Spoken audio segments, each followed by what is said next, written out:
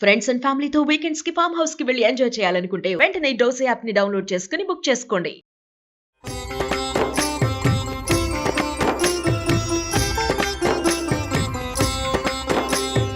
నమస్కారం. విష్ణు పురాణం 21వ రోజు భాగంలోకి వచ్చాం మనం. అయితే ఈ శ్వేతద్వీపవాసిగా ఉన్నటువంటి విష్ణుమూర్తిని దర్శించడానికి బ్రహ్మాది దేవతలు మునులని గంధర్వులని వెంబడబెట్టుకుని భూదేవితో సహా అక్కడికి వెళ్ళారు. ఆ ద్వీపంలోట నరసింహ రూపుడై ఉన్నటువంటి గరుడ వాహనుణ్ణి దర్శించి అనేకానేక నమస్కారాలు చేసి ఇట్లా స్తుతించారట.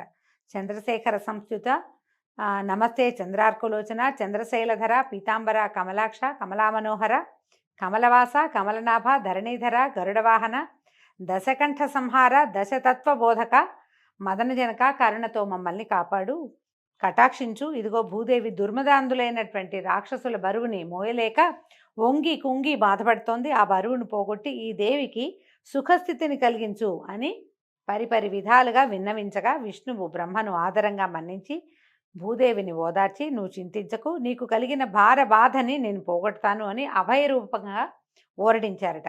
తన శరీరం నుంచి నల్లని తెల్లని 2 రోమాలను తీసి, ఇదిగో ఈ 2 నా అంశతోటి 2 పురుషమూర్తులుగా ధరలో అవతరిస్తాయి, దుష్ట శిక్షణ శిష్టరక్షణ చేస్తాయి, దాంతో భూభారం పోతుంది. ఇంద్రాది సురలు తమ తమ అంశాలతోటి ఈలలో సూర్యచంద్ర వంశాలలో క్షత్రియవరులుగా పుట్టి యుద్ధాలలో ధర్మ విరోధులైన పగవారిని మట్టుపెట్టి ధర్మోద్ధరణ చేస్తారు. నా భక్తులై సుఖంగా వర్ధిల్లుతారు. నేను ఇళ్లలో వసుదేవుని ఇల్లాలైన దేవకికి 8వ గర్భాన కుమారుణ్ణై జన్మిస్తాను. నా పేరు కృష్ణుడు. నా పనిగా భూభారాన్ని తీరుస్తాను. కంసాదులను రూపుమాపి లోకానికి క్షేమం కలిగిస్తాను అని అభయం ఇచ్చాడు. దాంతో ఇంద్రాదులు బ్రహ్మమాట మీద మేరు పర్వతం దగ్గరికి వెళ్ళి కార్యాచరణ ఆలోచిస్తున్నారు. ఇప్పుడు మనం ఏం చేయాలి అని వాళ్ళంతా ఆలోచిస్తున్నారు. భూదేవి నా బరువు తగ్గిపోయింది ముందేనని ఆవిడ సంతోషంగా ఉందట. అయితే ఇట్లాంటి ఒక వృత్తాంతం జరిగిందని నారదుడు కలహాసనుడుగా బిరుదు పొందిన వాడైన వాడు ఆయన ఏం చేశాడు, ఈ విషయం అంతా కంసుడికి చెప్పి వెళ్ళిపోయాడు. కంసుడికి తెలియజేశాట. దేవతలంతా ఒక మీటింగ్ పెట్టుకున్నారు. వాళ్ళంతా ఇట్లా ఆలోచిస్తున్నారు. విష్ణుమూర్తి భూమి మీద పుట్టబోతున్నాడు. ఆ పుట్టబోయేవాడు ఎక్కడో పుట్టడు, ఈ దేవికి మీ చెల్లెలకే పుట్టబోతున్నాడని ఈ వివరం అంతా చక్కగా తూచా తప్పకుండా అన్నీ అందించాడు. అందించేసరికల్లా ఈ వెంటనే కంసుడు చింతకి చితికి మతిపోయిన వాడిలాగా ప్రవర్తిస్తూ ఈ దేవకి వసుదేవుల్ని అంతకుముందు ఇంట్లో ఉంచాడు, ఇప్పుడు తీసుకెళ్లి కారాగారంలో పడేశాడు. ఇలా ఉండగా హిరణ్యకశిపుని కుమారులు 6 విష్ణుమాయ వల్ల వరుసగా దేవికి కన్న కొడుకులయ్యారు. మునుపు తన మాటగా తన అన్న ప్రకారమే వసుదేవుడు ఏం చేశాడు, వాళ్ళని ఒక్కొక్క పిల్లవాడు పుట్టినవాడిని పుట్టినట్టుగా తీసుకుపోయి కంసుడికి అందించేసరికల్లా ఆ దుర్మార్గుడు వాళ్ళని అట్లాగే సంహరించేశాడు. దేవకీదేవి 7వ గర్భం ధరించగా లోకమంతా ఆనందమైందట, ఆనందమయమైపోయింది. భూదేవికి వింత వికాసము విలాసము కలిగేయట. 14 లోకాలు తమ తాలూకు విష్ణుభక్తిని ప్రకటించేసాయట. ఆ సమయంలో విష్ణువు దేవతలు వినేటట్టుగా యోగమాయతోటి ఇట్లా చెప్పాడట, భూభారం పోగొట్టడానికి ప్రయత్నం చేస్తున్నాము. నా తామస గుణ ప్రవృత్తితోటి ఇలపై పుట్టడానికి దేవకీ గర్భాన చేరి ఒకడు పెరుగుతున్నాడు. ఆ చిన్న పాపణ్ణి నువ్వు తీసుకుపోయి రేపల్లిలో నందుని సంరక్షణలో ఉన్నటువంటి వసుదేవుని జ్యేష్ఠపత్ని అయిన రోహిణీ గర్భాన చేర్చు. ఈ పని నరమానవుడికి తెలియకూడదు. కంసునికి భయపడి ఒదిగి ఉన్న దేవకి కడుపు దిగజారిపోయిందని అందరూ అనుకుంటారు. ఒక గర్భం నుంచి ఆకర్షించి ఇంకొక గర్భానికి చేర్చటం వల్ల ఆ శిశువుకి సంకర్షణుడనే పేరు గలవాడుగా జన్మిస్తాడు. వెండి కొండలాగా తెల్లని మేనితోటి జన్మిస్తాడు. ఈ విధంగా పెరిగి పెద్దవాడై భద్రంగా బలాతిశయంతో భాషిస్తూ బలభద్రుడిగా ప్రసిద్ధుడవుతాడు అని చెప్పాడు. చెప్పాక ఇంకా చెప్తున్నాడు, వర్షాకాలంలో శుక్లపక్షాన అష్టమి నాడు అర్ధరాత్రిలో దేవి పుత్రుడిగా జన్మిస్తాను. ఆ సమయంలో నువ్వు యశోద గర్భాన స్త్రీ శిశువుగా జన్మించు. నా శక్తి ప్రేరేపణ వల్ల వసుదేవుడు నన్ను అక్కడికి తీసుకొస్తాడు. రేపల్లెకి నన్ను యశోదాదేవి పక్కన ఉంచి నిన్ను తీసుకొచ్చి దేవికి అందిస్తాడు. ఆ తర్వాత ద్వారపాలకులని ఏడుపు విని వడివడిగా వెళ్ళి కంసుడికి చెప్పగా ఆ మూర్ఖుడు వస్తాడు, నిన్ను రాతి పలకపై పడేస్తాడు. వెంటనే నువ్వు పైకెగిరి అష్టభుజ శక్తిమూర్తివై ఇంద్రాది సురల జయజయధ్వానాలతో ఒప్పుతూ క్రమంగా శుంభాది దానవులను సంహరించే ఘనకార్యం చేసి ముల్లోకాలకు క్షేమం కరివవుతావు. నానా స్థానాలలోనూ భూతి సన్మతి క్షాంతి వృద్ధి ధృతి లజ్జ పుష్టి రుష నీతి ప్రశ్రయ ఆర్య దుర్గా దేవగర్భ అంబిక భద్రకాళి భద్రక్షమ క్షేమంకరి అనే పేర్లతోటి ప్రాతకాలమందు, అపరాహ్నములందు, తర్వాత భక్తిభరిత హృదయాలతోటి నరులు మానవులు అందరూ సురమాంస ఉపాహారాలు సమర్పిస్తూ నిన్ను ఆరాధించే వారికి ఈ అభీష్ట ఫలదాయినిగా ఉంటావు నువ్వు. ఇక వెళ్ళి ఈ ప్రయత్నం చెయ్యి అంటే ఈమె తర్వాత చేయవలసిన కార్యక్రమం అంతా చెప్పేశాడు. చెప్పగానే యోగమాయ వెళ్ళి దేవకీ గర్భాన శేషమూర్తిగా ఉన్నటువంటి శిశువును కొనిపోయి అతి రహస్యంగా రోహిణీ గర్భంలో ఉంచింది. కంసుని వల్ల భయపడటం వల్ల దేవకికి గర్భస్రావం అయిందని ఇక్కడంతా చింతించారు. సప్తమ గర్భం 7వ గర్భం స్రావం అయిపోయింది. ఇంకా 8వ గర్భానికి వీళ్ళు ఎదురు చూస్తున్నారనమాట. తర్వాత వసుదేవుని పుణ్యం వల్ల విష్ణుదేవుని మహిమ చేత దేవకీదేవి గర్భవతి అయింది. ఇది అష్టమ గర్భం. పరమ పావనమని జగమంతా స్తుతించింది. సకల లోకాలకు తండ్రిగా సంరక్షకుడుగా విరాజిల్లుతున్నటువంటి కమలా మనోహరుడు దేవకీ గర్భాన అర్భకుడై పుట్టడం జీవలోక సంరక్షణ కర్తవ్యం కదా. ఆయన ఏంటంటే ఆయన ఎందుకు పుట్టాడు? కేవలం దీన్ని రక్షించడం కోసం మాత్రమే, ఇంకా వేరే ఏ కారణమూ లేదు. శ్రీ మహావిష్ణువు ఇక్కడ పుట్టిన సమయం నందే అక్కడ రేపల్లిలో యోగనిద్ర నందుని ఇల్లాలైన యశోద గర్భాన అవతరించింది. శ్రావణ మాసంలో ఈ పద్మాక్షుడు జన్మించిన సమయమందు గ్రహాలు వక్రగతి విడిచి రుజుగతిగా ఉన్నాయి. కృష్ణ జనన సమయమందు దేవకి సూర్యోదయంతో తూర్పు దిక్కులాగా తెల్లగా భాషించింది. ఆమె తేజస్సు చూసి చూడలేని వారైన ఇంద్రాదులు ఆకాశాన్ని నుంచి ఇట్లా అన్నారట, లోకాలన్నీ తన కడుపులో ఉంచుకున్న ఆది విష్ణువు ఇప్పుడు నీ గర్భాన చేరాడు, నీవిప్పుడు జగన్మాతవవుతున్నావు. పరమపురుషుడు పుట్టే సమయంలో నీకు ఏ ప్రసవ సంబంధమైన ఏ బాధ లేకపోవుగా కానీ అనేక విధములైన మంగళవాక్కులు పలికారట. ఆ సమయంలో నల్లని మేను, పున్నమి నాటి చందమామను పోలిన మోము, విశాలమైన వక్షంపై మచ్చ, తెల్లని తామరల్లాంటి విశాలమైన నేత్రాలు, కరుణను స్ఫురించే చూపులు, నడుమున పచ్చని పట్టుపంచ, మోకాళ్ల వరపు నిడుపుగా ఉన్న 4 చేతులు కలవాడైనటువంటి లోకాలని పరిపాలించే పరమపురుషుడు బాలుడై దేవకి గర్భం నుంచి ఉదయించాడు. పరమాత్మ చతుర్భుజుడయే జన్మించాడని చెప్తున్నారు. సకల భువన రక్షకుడైన పుండరీకాక్షుడు శంఖచక్ర గదాభయహస్తుడై పుట్టిన సమయంలో అన్ని లోకాలు ఆనందభరితాలైనాయి. సాధుజనులు సంతుష్టులయ్యారు. చల్లని గాలులు వీచాయి. యమున మొదలైన నదులు అత్యంత ప్రశాంతంగా ప్రవహించాయి. సముద్రాలు ఉప్పొంగాయి. గంధర్వుల పాటలు, అప్సరల ఆటలు ముచ్చటగా వినవచ్చాయి. దేవతలు పుష్పవృష్టి కురిపించి దివ్య దుందుబులు మ్రోగించారు. యజ్ఞాలు సలక్షణంగా వెలిగే అగ్నులతోటి భాషించాయి. మేఘాలు మెల్లగా ఉరిమి చల్లగా వర్షించాయి. ఆ సమయంలో దేవకీ వసుదేవులు ఆ దివ్యమూర్తి యొక్క మహిమను చూసి అమితాశ్చర్యానందాలతోటి మొక్కి ఇలా అన్నారు, దేవా హరి సకలలోక సంస్తుత్య, సకల జగన్నాథ శ్రీనాథ భూనాథ, నీవు మా బిడ్డవై జన్మించడం నిజంగా మా అదృష్టం. నీ తేజస్సు చూసి కంసుడు వచ్చి అదరి బెదరి మమ్ము బాధిస్తాడు కనుక ఈ రూపం విడిచి సామాన్య మానవ రూపంతో శిశువుగా ఉండు నాయనా అని ప్రార్థిస్తే హరివారిని కరుణించి భయపడకండి, వాడి చలం బలం హరించడానికే నేను ఇలా మీ బిడ్డనే అవతరించాను అని తన అసామాన్యమైన రూపాన్ని ఉపసంహరించుకుని సామాన్య మానవ శిశువుగా కనిపించాడట. తర్వాత వసుదేవుడు ఆ బాలుని తీసుకొని బయలుదేరాడు. చెరసాల నుంచి బయటకు వచ్చాడు. సమయం నడిరేయి. ఆ దేవుని మాయాప్రభావం వల్ల నగరంలోనే కాక చెట్లపై ఉన్న పక్షులు కూడా గాఢ నిద్రా పరవశులు అయిపోయినాయి. చెరసాల ముందున్న భటులు, రాత్రి నగర వీధుల్లో తిరిగే రక్షక భటులు, కోటలో కాపున్న కొలువుకాండ్రు అందరూ గాఢ నిద్రా పరవశులయ్యారు. వసుదేవుడు వెలుపలికి వస్తున్నప్పుడు తాళాలు గడియలు వాటంతటా అవే విడిపోయాయి. సర్వము విష్ణుమయంగా విష్ణుమాయామోహితంగా ఉంది. ఆ సమయంలో దట్టంగా మెరుపులతో ఉరుములతో మింటికి కంటికి ఏకధారగా గాలివాయన కురవటం మొదలుపెట్టింది. త్రోవలో దేవకీ బాలునిపై చినుకు పడకుండా 1000 పడగల గొడుగుని అనంతుడు పైన ఛత్రంగా పట్టాడు. అంత వాన కురుస్తున్న యమున వసుదేవునికి మోకాలి బంటి నీటి దేవైంది. అలా అనాయాసంగా నదిని గడిచి అవతలి గట్టుకు చేరాడు. శ్రీహరి భక్తులకు సంసార సాగరం అరికాలి బంటి అవుతుందంటే మరి ఆ హరికి తండ్రి అయిన వసుదేవునకు యమున మోకాలి బంటి అవ్వటం ఏమి విచిత్రం కాదు. ఎవరైతే భక్తులుగా ఉంటారో వాళ్ళు ఈ భవసాగరాన్ని సులువుగా దాటేయగలుగుతారు. పాదాలతో దాటేస్తారు ఏం కష్టం లేకుండా. అలాంటి ప్రభువుని మోసేటువంటి తండ్రికి యమున ఎంత చిన్నదిగా అయినా ఉండుండొచ్చు. ఆ జడివానలో అంధకార బంధురమైన ప్రకృతి తోడుగా వసుదేవుడు ముందుకు వెళ్తూ యమునను దాటి స్నానాల రేవు వద్ద నందాదులను కొంచెం దూరంలో చూశాడు. వాళ్ళంతా పన్ను చెల్లించడానికి కంసుడి వద్దకు వెళ్తున్నాడట. తన సమాచారం వారికి చెప్పడం ఆ సమయంలో తగదని చూసి చూడనట్టుగా చాటుమాటుగా నడిచి రేపల్లెలోకి ప్రవేశించాడు. నందుడు నగరంలో లేడు. వాళ్ళంతా తెల్లవారుజామునే రాత్రి లేచి నడిచి మధురా నగరానికి వస్తున్నారనమాట. అలాగే నందుని మందిరానికి వెళ్ళాడు. ఆ సమయంలో దుర్భరమైన ప్రసవ వేదనతో యోగ నిద్రా మహిమ చేత మైమరచి తనకు పుత్రికా జననమైందనే విషయం కూడా తెలియక యశోద నిద్రాముద్రితంగా ఉంది. వసుదేవుడు మెల్లమెల్లగా లోనికి నడిచి వెళ్ళి ఆ ఆడబిడ్డను తీసుకుని తన కుమారుని అక్కడ ఉంచి వెలపలకు వచ్చాడు. రేపల్లెలో ఆ చీకటి రేయిని తెలివిగా ఉందనిలేం. ఆ చీకటి రేపల్లెలో ఎవ్వరూ తెలివిగా లేరు. రేపల్లంతా నిద్ర ముద్రలోనే ఉంది. నేను నందుని ఇంట్లో నుంచి శిశువుని ఉంచి బయటికి వచ్చిన వసుదేవుడు వెనుదిరిగి మళ్ళీ యమునను దాటి చెరసాలలో ప్రవేశించాడు. శాలలో ప్రవేశించంగానే చెరసాలలోకి వెళ్ళగానే ఈ కుమార్తెకే ఉమ్మని ఏడ్చిందట చంటిబిడ్డ. అంతలో కావలివారు లేచి లోపలికి వచ్చి చూశారు. బిరబిరా కంసుని వద్దకు పోయి దేవకీదేవి ప్రసవించినట్లు చెప్పారు. ఆ మాట విని కంసుడు నిప్పు తొక్కినట్టుగా ఉరికి వచ్చి గండు పిల్లిలాగా పురిటింట్లో దూరాడట. లోపలికి వచ్చేసాడు. పురిటింట్లోకి సాధారణంగా పురుషులు రాకూడదన్న నియమం ఉంటుంది. ఈయన పురిట్లోంచే పసిబిడ్డల్ని చంపటం మొదలుపెట్టాడు.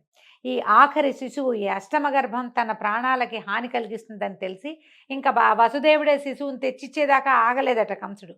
లోపలికి పరిగెత్తుకుంటూ వచ్చేసాడు. వస్తే ఆమె చూడగానే దేవకీదేవి వేడి నిట్టూర్పులు పొడుస్తూ కలతపడిన మనసుతో వణుకుతూ కన్నీళ్ళు ఒత్తుకుంటూ, అన్నా, నీ చెల్లెల్ని ఆడబిడ్డతో ఆనందము మొగకూనలతో ముచ్చటా పొందలేని దౌర్భాగ్యురాలనయ్యాను. నా ముద్దుల కుమారులని 6గురిని నిర్దాక్షిణ్యంగా దిగమింగావు. ఈ ఆడబిడ్డ 8వది మగ శిశువు కాదు. ఆ 8వ గర్భాన శిశువు మగవాడు నిన్ను సంహరిస్తాడని విన్నావు, కానీ ఇది ఆడపిల్ల అయింది. ఇంత చిచ్చు పెట్టావు కడుపులో, దీన్ని ఆర్పు, ఇప్పుడైనా ఈ బిడ్డను చూసుకుని నన్ను బతకనివ్వు అని ఎంతో చింతిస్తూ ఉంటే ఆ బాలింతరాలి మాటని చెవిన పెట్టకుండా మూర్ఖుడు ఏం చేశాడు, ఆ పురిటి పసిపాపని దేవకీ చేతుల్లోంచి బలిమిగా లాక్కున్నాడు. బలంగా లాగేసేట. లాగి చట్రాతి మీద పడేసేటడు. విసిరి నేలకేసి కొట్టాడట.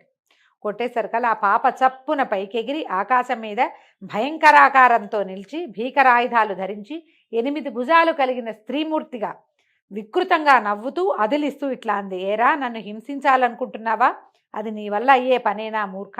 మునుపు ఆకాశవాణి పలికినట్లుగా నిన్ను తెగవేసే మహాత్ముడు, సకల సురరక్షకుడు, దుష్టశిక్షకుడు పుట్టి వేరొక చోట పెరుగుతున్నాడు అని వాడు చూస్తూ ఉండగానే దేవగణాల చేత గంధ పుష్పోపహారాలతో పూజలంది అదృశ్యురాలైంది. కంసుడికి ఏమి తోచల. పౌరుషం సన్నగిల్లిపోయింది. తెలివి తప్పిపోయినట్టు అయిపోయింది.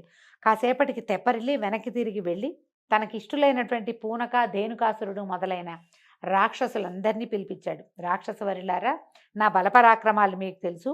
ఎదురులేకుండా రాజ్యాన్ని పరిపాలిస్తున్నాను. నన్ను చంపడానికి దేవతలు ఏదో కుట్రలు చేస్తున్నారని నాకు ఎప్పుడో తెలిసింది. అది విన్నాను నేను. కానీ నా పరాక్రమం వాళ్ళకి తెలీదా? వాళ్ళకి తెలుసు. ఇంద్రుడు పూర్వం నా మీదకి వచ్చి నా వల్ల వెన్ను విరిగేటట్టుగా దెబ్బలు తిని తిరిగి చూడకుండా పారిపోయాడు. ఎన్నిసార్లు నా జోలికి వచ్చాడు, కానీ ఇప్పుడు నన్ను చంపుతాడా? ఎట్లా చేస్తాడు? బ్రహ్మ విష్ణు మహేశ్వరాది సురనాయకులు కూడా నా ముందు ఎండుగడ్డుపోచలు. అలాంటిది నా లోకంలో, భూలోకంలో నాకు ఎదిరింప ఒక్క జరాసంధుడు తప్ప మిగిలిన రాజులంతా కూడా నా ప్రతాపాగ్ని ముందు ఎండుటాకులే. ఇక ప్రస్తుతం ఏంటంటే మా దేవకి కన్నా ఆడుబిడ్డ ఏం చెప్పింది, నన్ను చంపటానికి దేవుడట ఎక్కడో పెరుగుతున్నాడట. ఈ మాటే ఒకప్పుడు నారదుడి నోట కూడా విన్నాను. మీరు చేయవలసింది ఏంటంటే ఈనాటి నుంచి భూమి మీద చిన్న బిడ్డల్ని నిర్దాక్షిణ్యంగా చంపేసేయండి, వెళ్ళండి అని పంపించాడు. వాళ్ళంతా సరేనని పలు రూపాలు ధరించి ధరణిపై సంచరిస్తూ పసిపాపల్ని తెగనరికి వాళ్ళ రక్తం తాగటం మొదలుపెట్టారు. రాక్షస బలం విజృంభించి ఉందన్నమాట.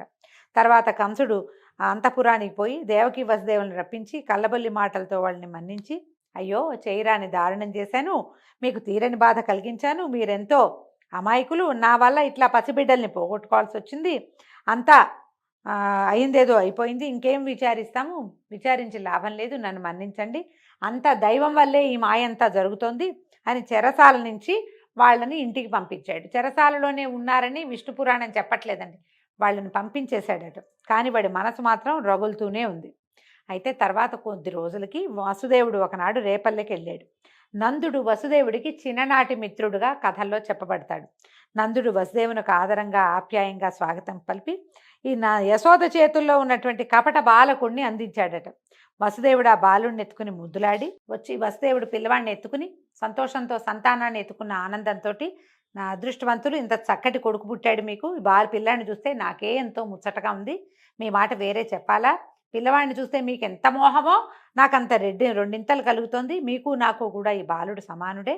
ఇంకొక మాట చెప్తాను, రోహిణి కొడుకు మీ దగ్గరే పెరుగుతున్నాడు కాబట్టి వాడిని మీ కొడుకుగానే చూస్తూ పెంచండి, వీళ్ళిద్దరిని అన్నదమ్ములుగా పెంచండి. ఇంకొక మాట ఏంటంటే, ఈ కంసుడు పసిపిల్లని చంపే దారుణ కార్యక్రమాన్ని తలపెట్టాడు. ఆ దుర్మార్గుడికి తెలియనట్టుగా మీరు ఇక్కడి నుంచి వెళ్ళిపోండి అని చెప్పాడు. వీళ్ళు అంతకుముందు మధురా నగరానికి దగ్గరలో ఉన్న రేపల్లెలో ఉండేవాళ్ళు. ఆ రేపల్లె నుంచి విలాసం మార్చండి, సంవత్సరాంతమందు కట్టవలసిన పన్నులు వాడిని కట్టిన తర్వాత కట్టేసావు కదా, పన్నులు కట్టేసావు కాబట్టి ఇంకా మధురకి దగ్గరగా ఉండటం ఎందుకు, అమాయకంగా అగ్ని దగ్గరికి, మోసగాడైన పరిపాలకుడి దగ్గరికి చేరితే అపాయం తప్పిస్తే మేలు కలగదు అని చెప్పేశారు కల్లా ఈ మాటలు చెప్పి వెళ్ళిపోయాడు. ఇక్కడి నుంచి మీరు విలాసం మార్చేయండి, మీ చిరునామా మార్చుకోండి, వేరే చోటకి షిఫ్ట్ అయిపోండి అన్నాడు. అనగానే వీళ్ళు కూడా ఆలోచించి ఏం చేశారు, పిల్లల్ని తీసుకుని పశువులకు తమకు ఆహారము నీరు ఉన్న చోటకి తరలి వెళ్ళిపోయారు, బృందావనానికి వెళ్ళారు. అలా ఉండగా నందుని ఇంట అల్లారు ముద్దుగా బాలకృష్ణుడు పెరుగుతూ ఉండటం తెలిసి ఈ కంసుడు పంపిన పూతన అనే రాకాసి అందగత్తగా రూపం మార్చుకుని నడిరేయిన నందునింట్లో ప్రవేశించింది. అంతా నిశ్శబ్దము. నిద్రలో ఉన్న బాలకృష్ణుని మెల్లిగా ఎత్తుకుని బుగ్గలు నిమిరి విషం పూసిన చనుబాలు తాగించింది. ఆ జగజ్జెట్టి యొక్క విషపు పాలతో పాటు దాని ప్రాణాలు కూడా, ఆ జగజ్జెట్టి అంటే పిల్లవాడు ఎలాంటి వాడు, ప్రపంచాన్ని ఆడించగలిగిన వాడు. అతను ఏం చేశాడు, ఈవిడ యొక్క పాలతో పాటు ప్రాణాలను కూడా పీల్చేసి అది ఓ ఓ అని కేకలు పెడుతూ మరణించిందట. కంసుడు పంపిన పూతన ఈ విధంగా బాలకృష్ణుడికి బలి అయిపోయింది. మొదటి బలి ఇదేనమాట. దాని అరుపు గోకులంలో ఎసరు పుట్టించింది. అరుపులకి పడుకున్న వాళ్ళంతా తుల్లిపడి లేచి గుమిగూడి చూస్తే ఏముంది, చచ్చిపడి ఉన్న రాక్షసుని చూశారు. ఆ రాక్షసి తాలూకు రక్కసి గుండెల మీద ఆడుకుంటున్న బాలకృష్ణుడిని చూసి పిల్లవాడిని ఎత్తుకుని ఆవు తోకతో దిగదుడిచి గోమయంతో తిలకం పెట్టి నారాయణ కవచం చదువుకుని తమ ఇంట్లో ఒక ఉయ్యాలలో పడుకోబెట్టుకున్నారు. ఇంతవరకు ఇలాంటి ఉపద్రవం ఎప్పుడూ జరగలేదు, అసలు ఇలాంటి చూడలేదు. ఇంతటి శరీరం కలిగిన మహారాక్షసుని పేర్లు వింటమే కానీ కంటితో చూసింది ఎప్పుడూ లేదని చాలా ఆశ్చర్యపోయారట. అయితే ఉయ్యాలలో ఉన్న ఈ కపటబాల స్వరూపంలో ఉన్న పరమాత్మ అక్కడికి దగ్గరలో ఉన్న ఒక చిన్న బండిని ఒక తన్ను దన్నాడట. దాంట్లో యశోద భద్రపరిచి ఉన్న పాలు, పెరుగు, వెన్న, నెయ్యి, ఇంటికి కావలసిన పదార్థాలు ఉన్న పాత్రలన్నీ కింద పడిపోయినాయి.